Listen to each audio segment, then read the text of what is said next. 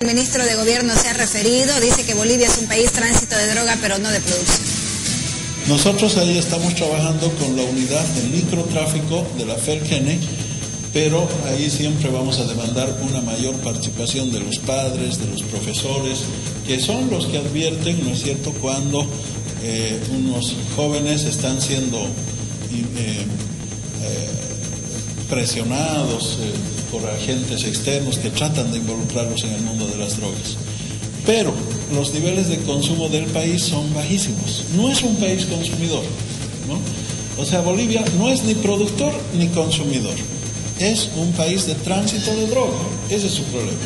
Si hay producción de droga, ya hemos identificado dónde está la producción, ¿no es cierto? Ya hemos identificado los 5 municipios y precisamente donde nos están poniendo todas las trabas para instalar un cuartel de Humopar, ahí es donde se está produciendo droga. Entonces hay que actuar con todo el rigor de la ley. Esa ha sido mi instrucción a los comandantes. No estamos aquí para llevarles flores a estos que no son angelitos.